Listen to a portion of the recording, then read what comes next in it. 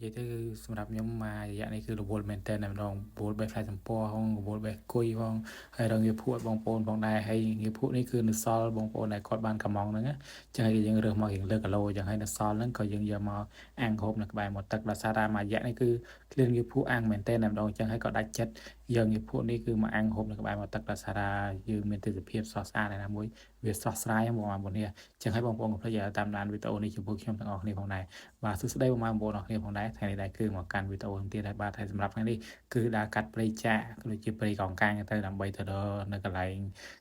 យើងសម្រាកយកកន្លែងដែលយើងអង្គុយមានទេសភាពស្រស់ស្អាតចឹងទៅយើងហូបងាវបដាយើងមើលទេសភាពបដាចឹងទៅហើយថ្ងៃនេះគឺមកអាំងងាវហូបថារវល់នេះរវល់នោះចឹងហើយអត់ដែរបានអាំងងាវភក់ហូបទេណាមួយខានហូបយូរផងហើយថ្ងៃនេះក៏មកហូបនៅក្នុងព្រៃកោងកាងផងដែរហើយនេះដែរគឺជាសកម្មភាពដែលខ្ញុំធ្វើដំណើរទៅចូលព្រៃកោងកាង ក៏ដូចជាទៅរកកន្លែងសម្រាកអង្គុយសមរម្យផងដែរបងប្អូននេះចឹងហើយគឺព្រៃកោងកាងនៅតំបន់នេះវាអត់សូវក្រាស់ហ្មងបងប្អូននេះដោយសារតែវាមានព្រៃចាក់ព្រៃអីលាយឡំគ្នាចឹងទៅហើយព្រៃនេះគឺវាមិនក្រាស់អីប្រហែលទេបងប្អូននេះគឺយើងដើរមកផ្លែតមកគឺយើងមកដល់ទីតាំងដែលយើងត្រូវសម្រាប់ហើយបងប្អូនមើលទៅគឺនៅតំបន់មាត់ទឹកនេះទេសភាពស្រស់ស្អាតហើយណាមួយពេលល្ងាចទៀតបងប្អូនអើយគឺក្តីសុខមែនទែនតែម្ដងហើយណាមួយវាត្រជាក់ទៀតហើយតំបន់នេះបងប្អូនអរគ្នាគឺសម្បូរត្រីមែនទែនតែម្ដង គឺនៅខាងក្រោយខ្នងខ្ញុំហ្នឹងគឺត្រីកបកច្រើនមែនទែនហើយនេះបានដាក់មងដាក់សំណាញ់មកបើសិនជាដាក់មងដាក់សំណាញ់មកត្រីកបកនៅក្រោយខ្នងខ្ញុំហ្នឹងដឹងថាលេងឯងបងប្អូននេះចឹងហើយគឺដាក់តាងាវភក់មកយកមកអាំងហូបចឹងណាចឹងហើយគឺអត់បានដាក់សំណាញ់មកទេ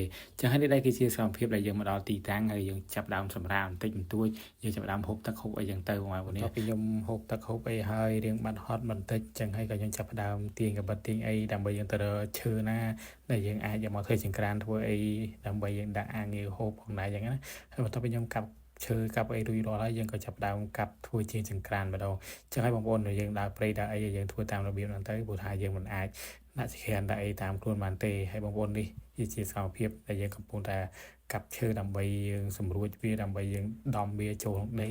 ីធ្វើជាចង្ក្រានផងដែរបងប្អូននេះអញ្ចឹងហើយវិធីងាយៗស្រួលៗមែនតើតែម្ដង ចាបើសិនជាយើងអត់មានឈើអត់មានអីទេបងប្អូនមានតែគល់ឈើណាងាប់ចឹងយើងរើសវាមកគុំគ្នា3ក៏បាន2ក៏បានដែរឲ្យតែយើងដាក់ដាំបាយកើតចឹងហើយគឺងាយស្រួលមែនតើតែម្ដងបើសិនជាយើងអត់មានឈើអត់មានអីទេយើងអាចមានថ្មមានដុំថ្មមានដុំដីអញ្ចឹងទៅគឺយើងក៏អាចធ្វើចង្ក្រានបានដែរចឹងហើយបើសិនជាយើងអត់មានឧបករណ៍គ្រប់គ្រាន់ទេបងប្អូនអរគ្នានឹងមានវិធីម្យ៉ាងទៀតគឺយើងជីកដីតែម្ដងគឺយើងជីកដីទៅគឺយើងធ្វើចង្ក្រានបានហើយហើយនេះដែរបន្ទាប់ពីយើងធ្វើចង្ក្រានធ្វើអីរួចរាល់ហើយយើងក៏ចាប់ផ្ដើមបង្កាត់ភ្លើងកាត់អីដើម្បីដាក់អាំងងាវភក់ផងដែរ ហើយនៅក្បែរមាត់ទឹកនេះគឺពិសេសមែនតើតែម្ដងដោយសារតែមួយរយៈនេះគឺបងប្អូននឹងស្រាប់ហើយគឺខ្ញុំអត់ដែរបានធ្វើវីដេអូអាងាវភក់ហូបទេគឺខានធ្វើយូរមែនតើតែម្ដងហើយថ្ងៃនេះគឺក៏នឹកឃើញថាឃ្លានងាវភក់ហើយក៏ឆ្លៀតមកធ្វើវីដេអូឲ្យបងប្អូនបានទស្សនាក៏ដូចជាបងប្អូនមើលទៅតំណងឃ្លានហ្នឹងទៅបងប្អូនទិញងាវភក់ពីខ្ញុំទៅទៀតចឹងណាចឹងហើយថ្ងៃនេះគឺមកប្រមូលងាវភក់លក់ផងដែរហើយបងប្អូនមកចង់ហូបងាវភក់ចង់កំងពីខ្ញុំបងប្អូនអាចតាក់ទងតាមខ្ញុំបានបងប្អូនឆាតមក page ដូចជារដងខ្ញុំមកបើសិនជាបងប្អូនចង់ហ្នឹងបងប្អូនអរគ្នាឥឡូវយើងមកចូលវីដេអូយើងវិញម្ដងចឹងហើយបន្ទាប់ពីយើងលាងងាវភក់លាងអីរួចរាល់ហើយភ្លើងយើងក៏ចាប់ដើមឆេះលះល្អដែរចឹងហើយយើងក៏ចាប់ដើមតម្រៀបវាហើ